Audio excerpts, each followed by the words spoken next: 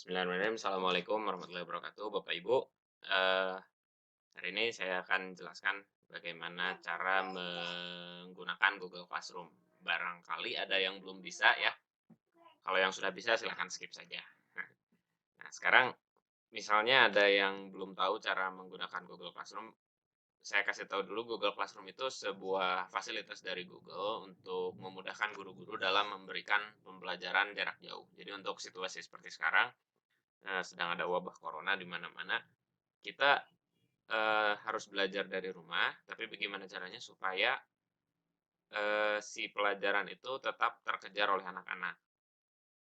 Nah, caranya ya dengan menggunakan Google Classroom ini, supaya, memudahkan. Kita masuk aja ya langsung ya, Google Classroom, oke. Nah, ini yang lembangnya seperti ini, masuk ke sini langsung. Oke, ini ada beberapa kelas yang udah saya buat. Eee, nah tampilannya seperti ini. Kalau misalnya kelasnya banyak, ya nanti akan tampil seperti ini. Ini beberapa kelas yang udah saya buat juga. Intinya adalah kalau misalnya Bapak Ibu mau bertatap muka, boleh gunakan, aplikasi lain ya, seperti, streaming YouTube atau streaming Facebook atau Zoom mungkin kalau misalnya pernah pakai. Tapi kalau misalnya Google Classroom, ini digunakan untuk penugasan-penugasan dan gimana anak-anak bisa tetap ngumpulin tugas. Dan lebih memudahkan kita untuk menilai tugas-tugas tersebut. Oke, langsung aja. Ini ada lambang ini ya. Sebentar, sebentar. Kita ubah dulu settingan ke bahasa Indonesia ya. Oke, kelasnya sudah saya ubah ke bahasa Indonesia ya. Oke. Kalau pertama yang harus Ibu Bapak lakukan adalah membuat kelas ya. Jadi ada dua pilihan, gabung ke kelas atau buat kelas. Nah, gabung ke kelas itu artinya kita gabung ke kelas yang udah dibuat oleh guru lain atau kelas lain. Nah, kita buat aja misalnya centang yang itu, lalu lanjutkan. Kalau misalnya ibu bapak adalah guru SD atau guru kelas ya, misalnya langsung aja kelas 3B, nah, gitu ya. Nah, tapi kalau misalnya guru mata pelajaran, silahkan langsung aja nama subjek mata pelajarannya ya. Misalnya bahasa Inggris, kelas 9, C, C. Nah, ini sebenarnya nggak perlu diisi. Kalau mau diisi, misalnya bagian ini khusus untuk, misalnya sekarang bab past tense misalnya.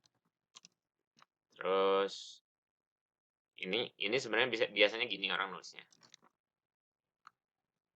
Gini, kelas 9C terus gini. Tapi ini nggak efektif juga, gini aja langsung. Lebih mudah ya. Ini nggak usah kita isi dulu, langsung aja buat.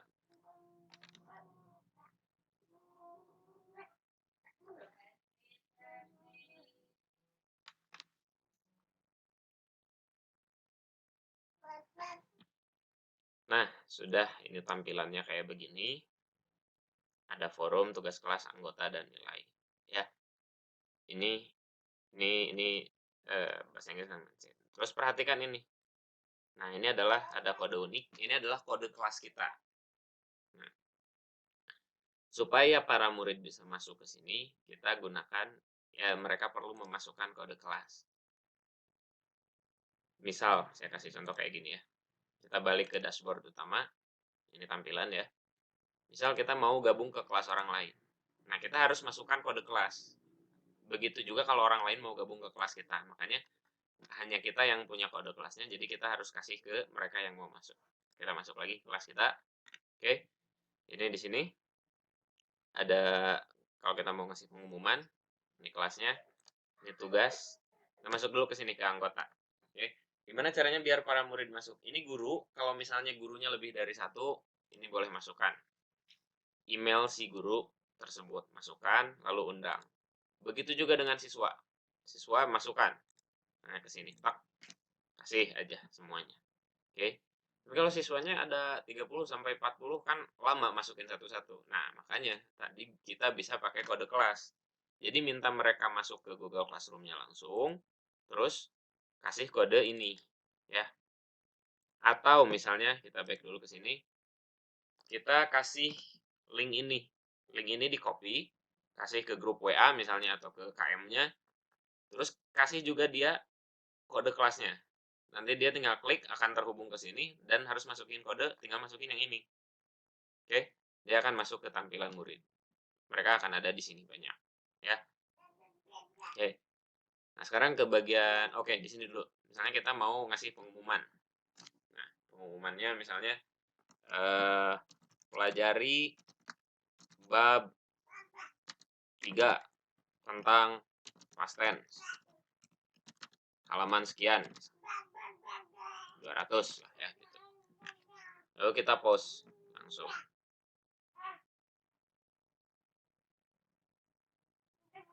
Masih menunggu. Nah, oke.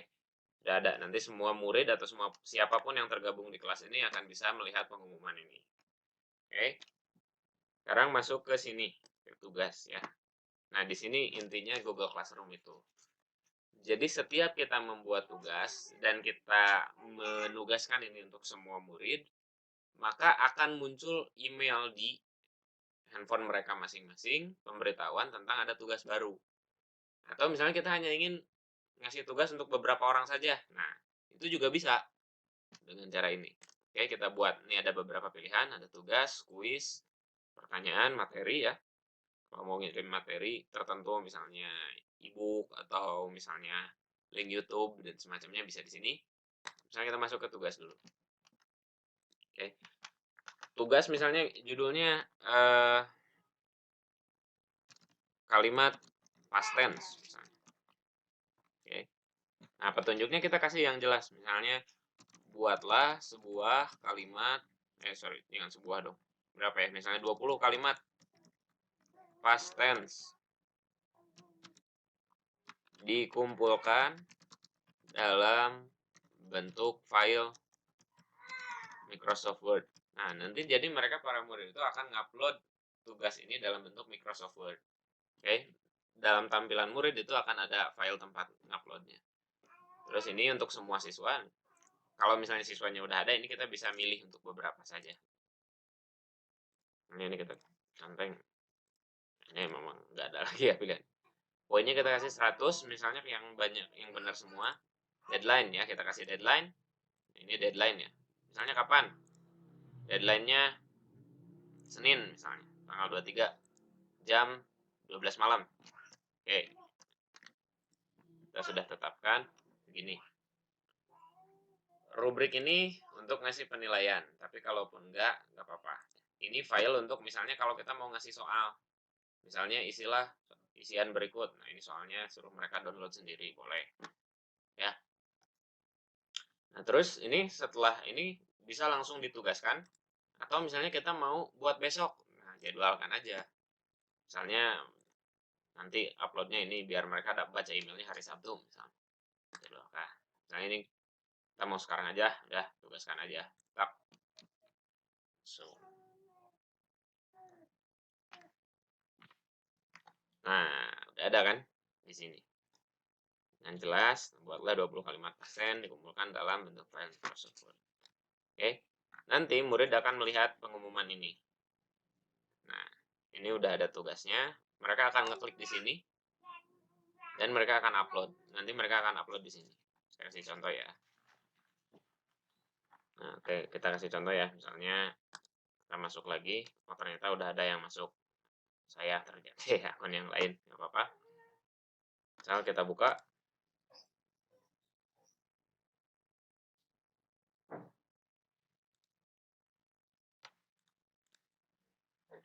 Nah, misalnya ini tugas bahasa Inggris ya. Ya, contoh katakanlah ini tugasnya ya, udah ada. Oke. Misal oh ternyata nilai saya yang benar cuma dari 20, mungkin cuma 15 misalnya. 15 berarti nilai saya berapa? 75 misalnya. Kayak gini. Ya. Nah, 75 terus langsung aja di sini dikembalikan. Nah, nanti saya ulangi ya. Misalnya saya kasih 75. Nah, terus kembalikan ini maksudnya dikembalikan ke murid yang tadi ngirim ke saya. Jadi mereka akan dapat feedbacknya. Nah, saya kembalikan. Nah, sudah. Kalau sudah saya kembalikan, berarti tugas saya sebagai guru sudah selesai, yaitu sudah meriksa dan sudah mengembalikan. Oke, kita balik lagi ke sini. Nah, ini misalnya ya, nah udah kita kasih 75, misalnya ini, dan udah dikembalikan ya tadi. Nah, oke, sudah diserahkan, sudah diberikan, sudah dinilai. Kalau kita mau ngasih feedback, kita kirim, misalnya saya terus kasih feedbacknya, misalnya jawaban kamu salah karena bla bla bla gitu ya, boleh di sini. Oke, kita balik dulu ke sini ke kelas. Nah, ini anggota ada satu ya, nilainya tadi udah. Nah, dan ini kan kita udah langsung dapat rekapan nih. Dan ini bisa bisa kita ambil gitu, bisa kita download juga. Nah, ini udah semua selesai ya. Dan ya kurang lebih udah kayak gini sih. Kalau ini sih masalah pretelan misalnya foto foto lambangnya mau diganti itu silahkan. Tapi intinya ini kurang lebih begini cara menggunakan Google Classroom. Jadi gitu, mudah-mudahan bermanfaat, silahkan dipraktekkan. Kalau misalnya ada pertanyaan silahkan komen di kolom komentar ya. Terima kasih. Assalamualaikum warahmatullahi wabarakatuh.